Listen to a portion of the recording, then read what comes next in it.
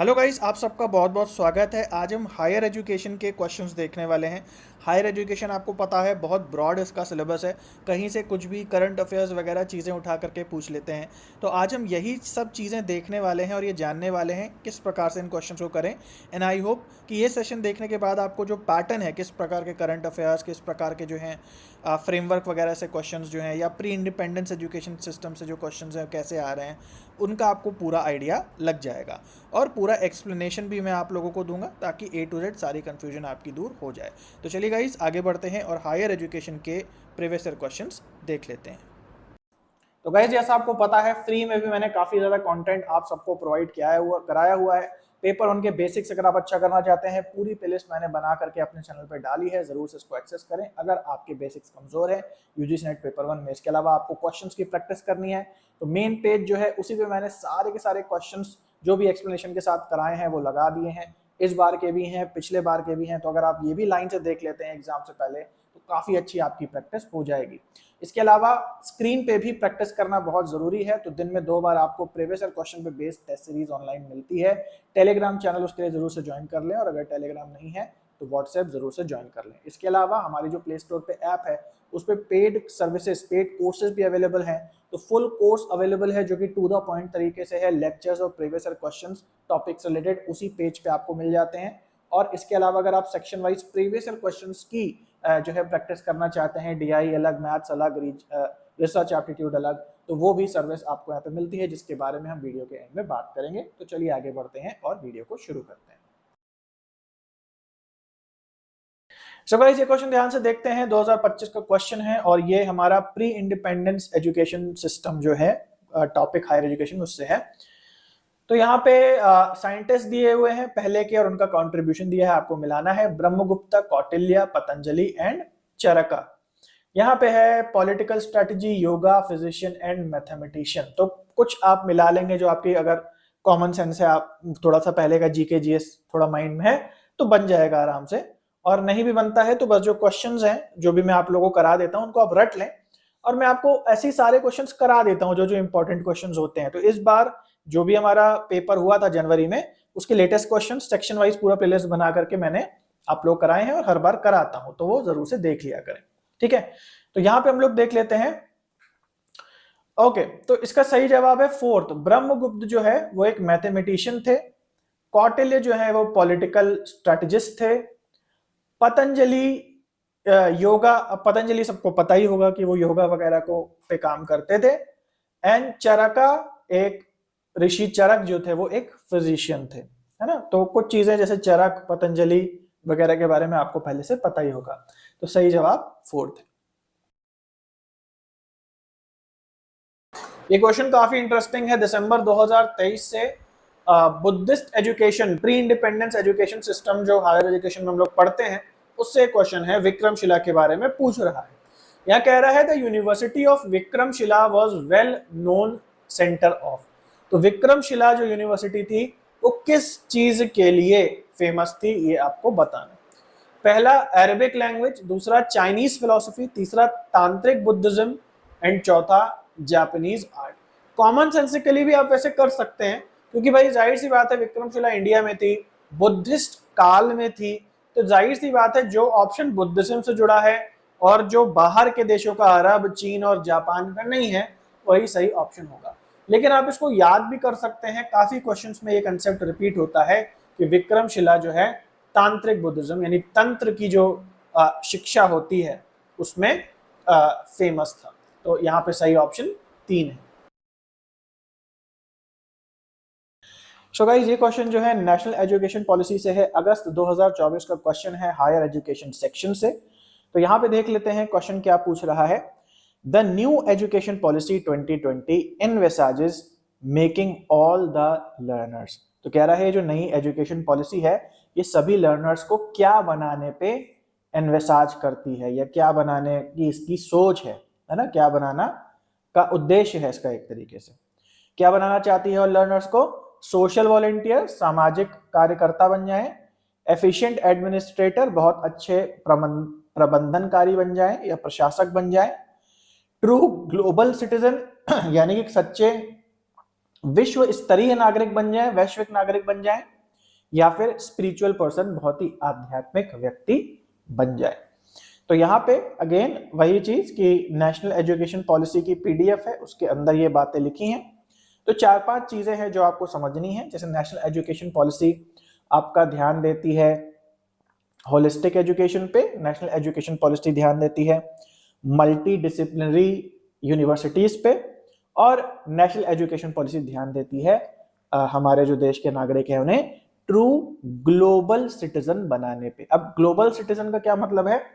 ऐसा व्यक्ति जिसकी सोच का दायरा किसी क्षेत्र विशेष तक सीमित ना हो, वो एक ऐसा व्यक्ति हो जो ग्लोबली भी दूसरे देशों के लोगों के साथ उठ बैठ पाए, एक तरीके से दूसरे देशों से भी कम्युनिकेट कर पाए, उनके साथ भी जो है एक तरीके से संबंध रख पाए, है ना। एक ग्लोबल सिटीजन, पूरे वैश्विक स्तर पे ज्ञान वाला एक व्यक्ति। जनरली होता है ना, जो लोग पढ़े लिखे नहीं होते हैं वो एक छोटे से समाज या छोटे से एरिया से ही संबंधित होते हैं, उन्हें उसके बाहर कुछ पता होता नहीं है ना। तो यहाँ ये कह रहा है कि इतना एजुकेशन हो जाए, नेशनल एजुकेशन पॉलिसी जो है एम्फेसाइज करती है कि इतना एजुकेटेड हर एक स्टूडेंट हो जाए कि वो ग्लोबल स्तर का एक सिटीजन, एक नागरिक बन पाए। इसका मतलब ये नहीं कि सबको ग्लोबल जो है वीजा मिल जाए या पासपोर्ट मिल जाए। इसका मतलब है कि कम्युनिकेशन जो है वो ग्लोबल लेवल पे, एक्सपोजर जिसको हम कहेंगे वो ग्लोबल लेवल पे मिल पाए। तो सही ऑप्शन है 3। तो गाइस ये क्वेश्चन देखते हैं 2025 से। वैदिक जो प्री इंडिपेंडेंस एजुकेशन का काल है, जिसमें वैदिक काल जो है उससे क्वेश्चन आए हैं हायर एजुकेशन में। और यहाँ पे साइंटिस्ट के नाम दिए हैं, एंशिएंट साइंटिस्ट आर्यभट्ट, कणाद, सुश्रुत, नागार्जुना। और इन्होंने कौन कौन सी थ्योरी या कौन कौन सी रिसर्च करी, जैसे atomic theory, surgery, alchemy and astronomy. तो याद कर लें इसी क्वेश्चन के माध्यम से, लेकिन आप परेशान ना हो कि यार ये कैसे होगा। हालांकि मैंने आपको पूरी लिस्ट अपने कोर्स में दी हुई है सबकी, बस रट्टा उस पर मारना होता है ना। बट फिलहाल फिर भी मैं कहूंगा कि थोड़ा लाइटली ही इसको आप लेके चलें, क्योंकि जो हायर एजुकेशन है वो बहुत आउट ऑफ बाउंड्स जा चुका है इन टर्म्स ऑफ जो क्वेश्चंस वो पुट कर रहे हैं, जिस एरिया से वो क्वेश्चंस लेके आते हैं वो मतलब असीमित कर दिया जा चुका है। तो कोई बात नहीं है, बस आप देखिए कि किसने क्या बनाया है ना। तो सही जवाब यहाँ पे 4th है, ए का 4। तो आर्यभट्ट का आ जाएगा एस्ट्रोनॉमी। तो आर्यभट्ट तो काफी सारी चीजें आप लोगों को पता ही होंगे कि आर्यभट्ट जो है उन्होंने खगोल विज्ञान में कुछ किया।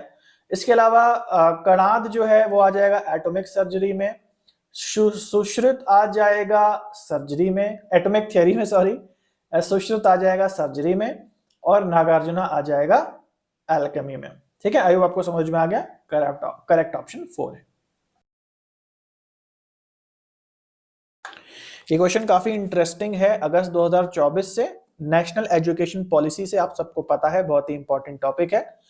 The professional organization that opposed the inclusion of its educational discipline under NCHER। अब क्या है कि जब NEP आई तो उसमें बताया गया कई सारी नए संस्थाएं आएंगी, और नई संस्थाएं जो है पुरानी संस्थाओं पे एक होल्ड रखेंगी, पुरानी संस्थाएं नई संस्थाओं के अंदर आएंगी। तो ऐसे में ही एक नई संस्था है NCHER, जिसके बारे में NEP नेशनल एजुकेशन पॉलिसी में बताया गया। इसका फुल फॉर्म है, अगर मैं सही हूं तो, national council for higher education and research. यानी कि एक नेशनल काउंसिल बनाई जाएगी जो हायर एजुकेशन को कंट्रोल करेगी। अब इसके अंदर एक संस्था को डाला गया है ना, इसके अंदर एक प्रोफेशनल ऑर्गेनाइजेशन को डाला गया। बट इस प्रोफेशनल ऑर्गेनाइजेशन ने अपोज किया कि भाई देखो हम जो है इसके अंदर नहीं आएंगे। ये न्यूज भी बनी थी जब NEP नया नया आया था, और NEP तो काफी पहले डिस्कस किया गया है लेकिन तब से आ रहा है, और उस टाइम की बात जो है इस क्वेश्चन में पूछी गई है। इससे एक और बात समझ में आती है कि आप लोग जैसे करंट अफेयर्स के पीछे भागते रहते हो कि अरे पीपल में करंट अफेयर्स सर आप कराते नहीं है, कब कराएंगे, या हायर एजुकेशन में आप कोई बुक कोई सजेस्ट कर देगा। तो भाई देखो, ये रेलवे बैंकिंग का एग्जाम नहीं है कि आपको करंट अफेयर्स आएंगे। ऐसा करंट अफेयर्स जैसा कुछ भी नहीं है, कभी भी कुछ भी हो सकता है। अभी कुछ हो उससे क्वेश्चन आ जाए, हो सकता है 2-3 साल पहले कुछ हो उससे कुछ क्वेश्चन आ जाए। तो ये जो घटना है ये 2-3 साल पहले हुई है, तब क्वेश्चन ना आकर के 2024 में क्वेश्चन आया है। तो आप लोगों को करंट अफेयर्स को नहीं देखना होता, क्योंकि आप जितना भी कर लो आप उसे कवर नहीं कर पाओगे, क्योंकि बिल्कुल भी जरूरी नहीं है कि रिसेंट से ही कुछ बन के आएगा। एनीवेज, तो यहाँ पे वो जो आंसर है, जो जो प्रोफेशनल ऑर्गेनाइजेशन है, वो है बार काउंसिल ऑफ इंडिया। क्योंकि आप सबको पता है बार काउंसिल जो है बेसिकली लॉ के फील्ड में जो टीचिंग एंड ट्रेनिंग और जो भी सपोर्ट होता है स्टूडेंट्स को, या स्टूडेंट्स के शिक्षा को जो रेगुलेशन का जो काम होता है, वो बार काउंसिल ऑफ इंडिया देखता है। अब यहाँ पे इन्होंने इसलिए अपोज किया था क्योंकि उन्होंने कहा था कि भैया हम कानून बनाते हैं, हम लॉ मेकर्स हैं, और हमको आप एक ऐसी संस्था के अंदर आप डालोगे जिनको खुद लॉ के बारे में कुछ नहीं पता, और वो संस्था दूसरी कोई संस्था लॉ के काम को कैसे देखरेख कर सकती है। तो कुछ इस पे इशू हुआ था, बाकी आप गूगल कर सकते हैं अगर आप इंटरेस्टेड हो। बट आंसर जो है हमारा ऑप्शन नंबर 4 है, बार काउंसिल ऑफ इंडिया। ये क्वेश्चन काफी इंटरेस्टिंग है। प्री इंडिपेंडेंस एजुकेशन सिस्टम या वैदिक पीरियड जो है हायर एजुकेशन में, उससे लिया गया है, जून 2024 का ये क्वेश्चन है। यहाँ पे एंशंट ग्रंथ या एंशंट ट्रीटाइजेस दिए हुए हैं, और उनके जो ऑथर हैं, उनके जो रचयिता हैं, उनके नाम दिए हुए हैं। लीलावती, योग सूत्रा, न्याय सूत्रा, अर्थशास्त्र, चाणक्य, गौतम, पतंजलि एंड भास्कराचार्य। तो आपको मिलाना है कि किस व्यक्ति ने कौन से इन ग्रंथों को रचा है। तो यहाँ पे कॉमन सेंस का भी यूज करेंगे तो भी काम चल जाए। हालांकि मैंने आपको सब कुछ पढ़ाया हुआ है, लेकिन कॉमन सेंस का भी यूज करेंगे तो बड़े आराम से आप इसको कर लेंगे। अब जैसे आप सबको चाणक्य के बारे में तो पता ही होगा, क्योंकि आजकल व्हाट्सएप पे पोस्ट और इंस्टाग्राम पे फोटो, चाणक्य की नीति, ऐसा करना हो तो ऐसा कभी मत करना। तो चाणक्य मुझे लगता है इन सब में काफी ज्यादा फेमस है, और सबसे ज्यादा बच्चों को चाणक्य के बारे में पता होगा। और आप सबको पता होगा कि चाणक्य जो है वो नीतियां बताते थे, राज्य की नीतियां, अर्थशास्त्र की नीतियां एंड सो ऑन। तो अगर आपको पता है तो आपके 2 ऑप्शन क्लियर हो जाएंगे कि डी का 1 है। अभी भी हमारा जो क्वेश्चन है वो सॉल्व नहीं हुआ, दोनों में से कुछ भी हो सकता है, ए पहले और दूसरे में से। अब अगर आगे बात करें तो पतंजलि भी फेमस है, बहुत बच्चों को पतंजलि के बारे में पता होगा। भाई बाबा रामदेव का ब्रांड का नाम भी है पतंजलि, और बाबा रामदेव खुद क्या कराते हैं, योगा कराते हैं। तो पतंजलि में भी किस पे काम किया होगा, योगा पे ही काम किया होगा। कॉमन सेंस की बात है ना। तो आप योगा सूत्रा को ऐड कर सकते हैं पतंजलि के साथ, तो बी का 3, और यही करते ही जो है हमारा आंसर निकल आएगा। तो ए का 4 हो गया, यानी कि लीलावती जो है वो लिखी है भास्कराचार्य ने। ये बहुत कम लोगों को पता होगा, लेकिन फिर भी हमने बना लिया। बी हमें क्लियर हो गया। सी हो गया न्याय सूत्र, और न्याय सूत्र दिया है गौतम ऋषि ने, है ना। तो इस तरीके से आपको जो भी एग्जिस्टिंग नॉलेज है, जरूरी नहीं कि आप किताब में पढ़ें तभी इन क्वेश्चन को कर पाए, उनका भी यूज करके आप इस प्रकार के क्वेश्चन को कर सकते हैं। इसलिए करेक्ट ऑप्शन हमारा 1 सही हो जाएगा। सो गाइस, ये क्वेश्चन जो है ये काफी इंपॉर्टेंट है, और ये हमारा लिया गया है जो हमारा वैदिक एजुकेशन सिस्टम था, हमारा प्री इंडिपेंडेंस एजुकेशन सिस्टम में हायर एजुकेशन से, और ये सितंबर 2024 में आया था। आइए इस क्वेश्चन को देखते हैं। Who was the following ancient scholars was a proponent of grammarian tradition. तो 4 हमारे यहाँ पे वैदिक काल के 4 स्कॉलर्स लिखे हुए हैं। पूछ रहा है इनमें से कौन सा ग्रामर ट्रेडिशन से जुड़ा है, ग्रामर पे काम इनमें से किसने किया है। तो ईश्वर कृष्णा, भर्तहरि, गौतमा एंड कनाडा। ठीक है, तो हाँ हिंदी में भी कनाडा लिखा है, बट कणद, कणद को जो है अगर इंग्लिश में लिखेंगे तो हमारे पास कुछ एप्रोप्रिएट है नहीं कुछ लेटर्स लिखने के लिए, तो वो कनाडा करके लिखा जाता है। ठीक है, गौतमा, भर्तहरि एंड ईश्वर कृष्ण। और माफ कीजिएगा अगर मैं भी गलत प्रोनाउंस कर रहा हूँ, क्योंकि मुझे भी इतना ज़्यादा एंशिएंट एजुकेशन का आइडिया नहीं है। तो जो हमारे सिलेबस में है मुझे भी बस उतना ही पता है। ओके, तो आप लोगों को ये चीज़ याद करनी है। मैंने बहुत अच्छे से आप लोगों को पढ़ाया भी है कि जो हमारा वैदिक काल है और प्री इंडिपेंडेंस एजुकेशन सिस्टम है, उनमें कौन कौन से जो ऋषि स्कॉलर्स हैं, पुराने ज़माने के वैदिक स्कॉलर्स जो हैं, कौन कौन हैं, कहाँ कहाँ से वो एसोसिएटेड हैं, और उनके क्या क्या काम है, ये सब मैंने आप लोगों को पढ़ाया है। उसी में से ही ये क्वेश्चन बना है, और ये इस प्रकार के क्वेश्चंस जो हैं बनते रहेंगे। तो ओके, तो सही जवाब है यहाँ पे भर्तृहरि। तो मैंने आप लोगों को पढ़ाया है कि जो ये एक प्रोमिनेंट एंशिएंट इंडियन स्कॉलर हैं और ग्रामरियन है ना, व्याकरण पे इन्होंने काम किया और इन्होंने कंट्रीब्यूट करा लैंग्वेज और ग्रामर पे, पर्टिकुलरली इन हिज वर्क वाक्य पदीय, है ना। तो इन्होंने वाक्य पदीय की रचना की जो कि ग्रामर से रिलेटेड है, which is foundational to the grammar tradition in Sanskrit, है ना। तो संस्कृत में जो ग्रामर होती है उससे जुड़ा हुआ इन्होंने काम करा है। तो सही जवाब यहाँ पे है 2। सो गाइस ये क्वेश्चन देखिए 2025 से है, हायर एजुकेशन का ये क्वेश्चन है और आइए समझते हैं इस क्वेश्चन में क्या बोला गया है।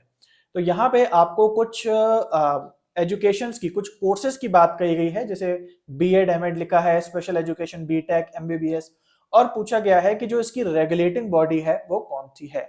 तो जो हमारा इंडियन फ्रेमवर्क है हायर एजुकेशन में, उससे एक क्वेश्चन है और वो बहुत इंपॉर्टेंट है और इससे काफी ज्यादा क्वेश्चंस जो है बन के आते हैं। तो अलग अलग संस्थाएं हैं जैसे एमसीआई, एआईसीटीई, आरसीआई, एनसीटी, और ये एक एक स्ट्रीम को संभालती हैं, एक एक स्पेसिफिक सब्जेक्ट को ये रेगुलेटरिंग बॉडीज रेगुलेट करती हैं। तो देख लेते हैं क्या किससे मिला हुआ है। तो आप भी ध्यान से समझ लीजिए। सबसे पहले बात करें बीएड और एमएड की, तो ये किससे जुड़ा है? एजुकेशन से। फुल फॉर्म क्या होता है? बैचलर इन एजुकेशन या मास्टर्स इन एजुकेशन। एजुकेशन जो स्ट्रीम है वो हमारी कौन सी बॉडी रेगुलेट करती है? वो है NCTE, national council of teacher education. तो जहां पे टीचर एजुकेशन आ गया तो एजुकेशन से जुड़ा हुआ। उसके बाद स्पेशल एजुकेशन को छोड़ देते हैं, फिर आता है हमारा बीटेक। बीटेक में आपको पता है जो टेक आता है वो किससे जुड़ा है? टेक्नोलॉजी से जुड़ा है। टेक्नोलॉजी को कौन सी संस्था संभालती है? AICTE, all India council for technical education. और फाइनली है एमबीबीएस। सबको पता होगा, डॉक्टरी वगैरह करते हैं तो एमबीबीएस करते हैं, और एमबीबीएस जुड़ा हुआ है हमारा एमसीआई से। एमसीआई का फुल फॉर्म है मेडिकल काउंसिल ऑफ इंडिया। इसके बाद ये अननोन सी चीज बची, स्पेशल एजुकेशन। ये आपको पता चल जाएगा किससे जुड़ी हुई है। ये जुड़ी हुई है आरसीआई से, और आरसीआई का फुल फॉर्म होता है rehabilitation council of India. I hope आपको समझ में आ गया, कुछ समझाने वाला नहीं है, बस कुछ चीजें याद करनी है। सारे के सारे हायर एजुकेशन क्वेश्चंस आपके इसी प्रकार के होते हैं। सो गाइस ये क्वेश्चन देखते हैं 2025 से हायर एजुकेशन का एक टिपिकल क्वेश्चन है, यानी कि टोटल रट्टा मार टाइप का ये क्वेश्चन है। और इसको समझें कि ये क्वेश्चन क्या कहता है। हालांकि समझने के लिए कुछ नहीं है, बस देख लें क्या कहता है। Arrange the following chronologically. अलग अलग कमिटीज दी हुई हैं, अलग अलग टाइप की पॉलिसीज दी हुई हैं, और आपको इन्हें क्रोनोलॉजिकली, यानी कि कौन सी किस सन में आई, किस ईयर में आई, अरेंज करना है। तो नेशनल कमीशन ऑन टीचर्स कब आया? आपको याद होना चाहिए। आचार्य राममूर्ति कमेटी कब आई? आपको याद होना चाहिए। Yashpal committee learning without burden, ये कब आई? Committee on differentiation of curricula of boys and girls, national policy on education. आपको ये सब याद होना चाहिए, है ना। तो आपको क्रोनोलॉजिकल अरेंज करना है। हालांकि ये कहीं नहीं दिया है कि पुराने से नए में या नए से पुराने में, तो वो भी आपको थोड़ा आइडिया लगाना पड़ेगा, ठीक है। बट इसका सही आंसर देख लेते हैं। सही आंसर है इसका 4। जैसे मैंने बोला, समझाने के लिए कुछ नहीं है, बस आपको रटा हुआ होना चाहिए कि कब क्या कैसे आया, है ना। तो यहाँ हम देख लेते हैं। तो अगर आपको जैसे लग रहा हो कि भाई नेशनल पॉलिसी ऑन एजुकेशन हो सकता है बाद में आई हो, तो यहाँ पुरानी वाली की बात हो रही है, यानी कि सबसे पहली वाली कब आई इसकी बात हो रही है ना। फिर तो बाद में आती रही काफी सारे संशोधन, अभी 2020 में जैसे आया। तो आप देख सकते हैं कि यहाँ पे सबसे पहले हमारा आया है committee of differentiation करिकुला of boys and girls 53 में, देन आया 83 में नेशनल कमीशन ऑन टीचर्स, 1986 में नेशनल पॉलिसी ऑफ एजुकेशन, 1990 में राममूर्ति कमेटी, और फाइनली यशपाल कमेटी, है ना। तो देख के ऑलरेडी आप लोग थोड़ा परेशान हो गए होंगे कि ये क्या है। तो भाई ये कुछ नहीं है, ऐसे क्वेश्चंस को आपको नहीं तैयार करना है। हायर एजुकेशन को तैयार करने की स्ट्रेटेजी अलग है, बहुत लाइट लेकर के चलो। और क्योंकि जैसे ये क्वेश्चन आपके सामने है, हो सकता है कि ऐसा ही सेम क्वेश्चन आपका अगले एग्जाम में आए, लेकिन एग्जैक्टली ये क्वेश्चन नहीं आएगा। तो हम ये वीडियो जो बना रहे हैं वो बस इसीलिए बना रहे हैं, ये क्वेश्चन मैं आपको करा रहा हूं इसीलिए करा रहा हूं, ताकि बस आप एक जिस्ट ले लो, एक आइडिया ले लो कि किस प्रकार के क्वेश्चंस जो हैं आते हैं। तो सही जवाब यहाँ पे 4th ऑप्शन है। ये क्वेश्चन देखिए अगेन फ्रेमवर्क वाले सेक्शन से है, हायर एजुकेशन में 2025 का क्वेश्चन है। This institution that regulates all the technical educations institutions in India. तो तकनीकी जो शिक्षा है उसे कौन देखता है, कौन सा जो रेगुलेटरी बॉडी है वो देखती है? तो सही जवाब है fourth option AICTE, all India council for technical education इसका फुल फॉर्म है, और सही जवाब फोर्थ है। सो गाइज आई होप आप लोगों को वीडियो पसंद आया होगा, काफी सारे क्वेश्चंस और जो कंसेप्ट्स है वो आपके क्लियर हुए होंगे इस वीडियो से। तो जैसे मैंने आपको वीडियो के शुरुआत में बताया कि भाई हमारा जो फुल कोर्स है वो अवेलेबल है हमारी पेड ऐप और वेबसाइट पे। यहाँ पे आपको क्वेश्चंस भी मिलते हैं, उसी जगह पे लेक्चर्स भी मिलते हैं, साथ में ही अगर आप चीजों को देखते हुए चलते हैं तो आपका रिवीजन काफी अच्छे तरीके से होता है, सब कुछ एक पेज पे आपको मिलता है।